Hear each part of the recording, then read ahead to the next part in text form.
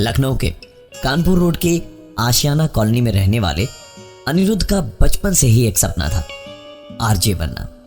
दिन भर हेडफोन्स लगा के बोलने की कोशिश करता था। एक दिन जब उसको एक रेडियो स्टेशन से इंटरव्यू का कॉल आया तो खुशी से आधा पागल ही हो गया। लेकिन इंटरव्यू क्लियर करने के बाद भी एक छोटी सी दिक्कत थी। एक ऑडियो सैंपल भेजना था उसे, और उसके लिए चाहिए था एक स्टूडियो जहां रिकॉर्डिंग करनी होगी। अनिरुद्ध ने गूगल किया और फाइनली एक स्टूडियो उसके बजट में आया। सोनिक स्टूडियो रायबरेली रोड पे था, जो शहर के आउटर में है। आज का सारा दिन अनिरुद्ध अच्छी स्क्रिप्ट्स लिखने के चक्कर में बिजी रहा और देर शाम तकरीबन 7 बजे सब तैयारी करके स्टूडियो के लिए रवाना हुआ और ढूंढते ढूंढते बड़ी मुश्किल से स्टूडियो तक पहुंचा। बड़ा ही घुमा फिरा के जाने वाला रास्ता था। एक बार कोई चला जाए तो कभी भूल ना पाए।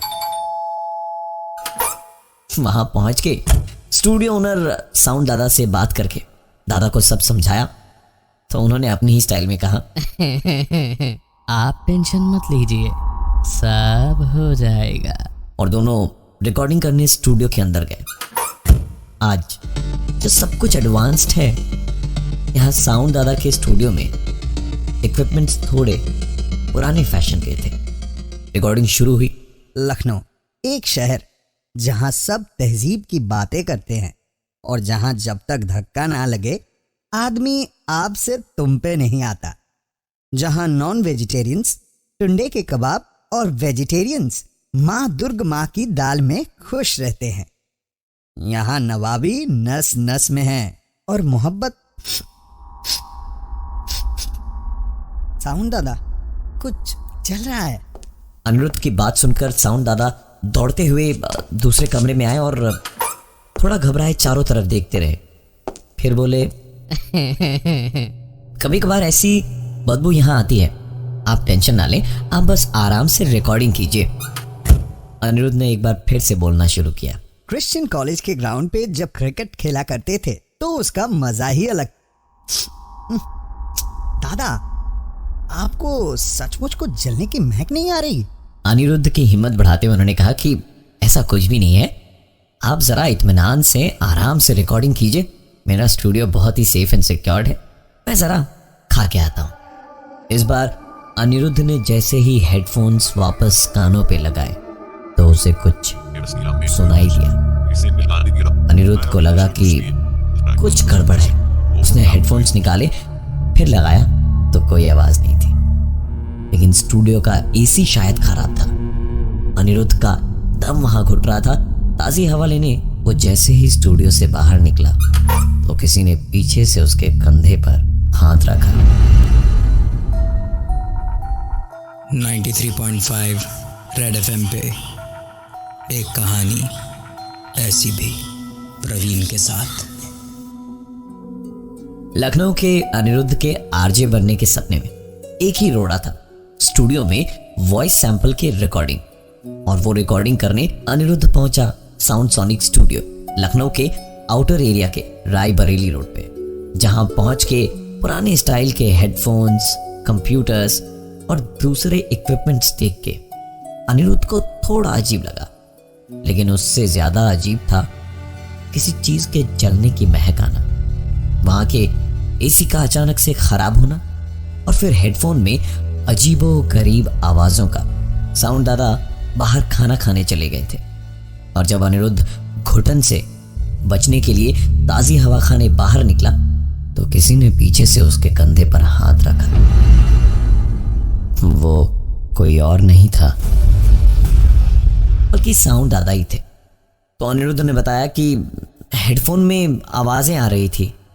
साउंड दादा बोले, भाई साहब, हेडफोन थोड़ा पुराना है, आप वायर हिलाइए, मैं बाहर से जरा एसी चेक करके आता हूँ। अनिरुद्ध ने देखा कि दादा जिस पे बैठे थे वो नहीं, और उसके बगल वाली कुर्सी ऐसे हिली जैसे कि वो उसी पे बैठे थे। उनके आते ही अनिरुद्ध ने पूछ लिया कि दादा, बैठे आप उस पे थे और कुर्सी वो कैसे हिली? दादा हंस के बोले,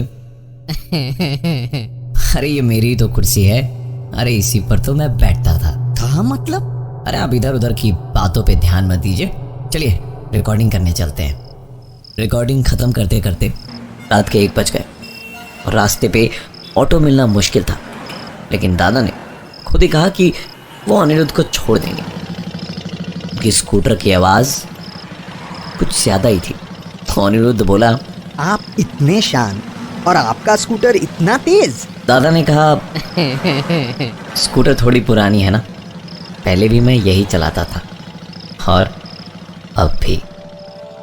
उनकी गोल गोल बातें समझने से ज़्यादा रिकॉर्डिंग की सीडी सुनने में ज़्यादा इंटरेस्टेड अनिरुद्ध ने उनकी बातों पे ज़्यादा ध्यान नहीं दिया और उसका घर आते ही थैंक यू बोल के जब जाने लगा तो पीछे से साउंड दादा बोले, आपका घर है, मेरा भी घर था, ऐसा ही।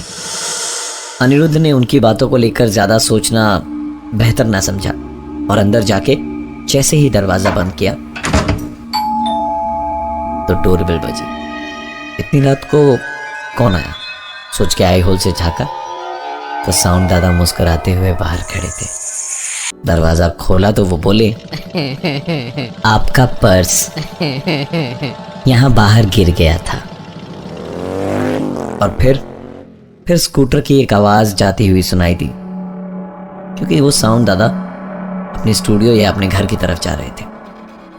अनिरुद्ध ने एक्साइटमेंट में सुबह उठते ही सीडी निकाली, लैपटॉप में लगाई और फिर सारे ऑडियो सेव कर लिए और ईमेल करके एसएमएस कर दिया कि सर मैंने आपको वॉइस सैंपल्स भेज दिए हैं, प्लीज़ आप चेक कर लीजिएगा। तकरीबन कुछ 1 घंटे के बाद फ़ोन आया और उन्होंने पूछा, ये सब क्या है भाई? आपकी आवाज़ में ये दूसरी आवाज़ किसकी है?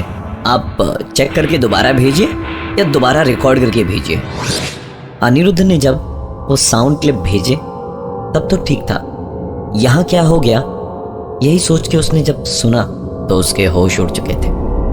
जहाँ जब तक उस साउंड रिकॉर्डिंग स्टूडियो के जो दादा थे आपसे तुम पे उनकी आवाज़ भी रिकॉर्ड हो गई थी। उसने फ़ोन करके वॉइस सैंपल दोबारा मंगाने की सोची तो वो नंबर जो उसने कल डायल किया था उस साउंड स्टूडियो को बुक करने के लिए, वहाँ फ़ोन करने से सिर्फ एक ही मैसेज आ रहा था, This number does not exist. This number does not exist.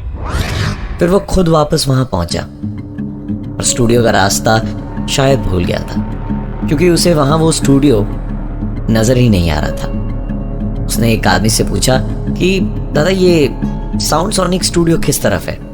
उस आदमी ने अनिरुद्ध को ऊपर से नीचे तक देखा और फिर बोला, भाई साहब यहाँ एक ही स्टूडियो था।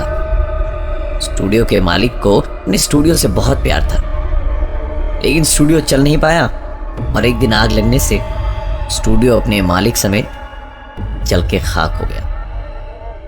अनिरुद्ध को समझ ही नहीं आ रहा था कि ये झूठ है या वो झूठ था जो कल रात उसके साथ बीता था, क्योंकि उसने कल रात इसी स्टूडियो में यहीं आकर रिकॉर्डिंग करी थी। वो सीधे रेडियो स्टेशन ही गया, वहीं रिकॉर्डिंग करी और उसकी नौकरी भी लग गई। उसका अपने शहर लखनऊ में आरजे बनने का सपना पूरा हो गया था और देखते ही देखते वो इस शहर में बहुत फेमस हो गया।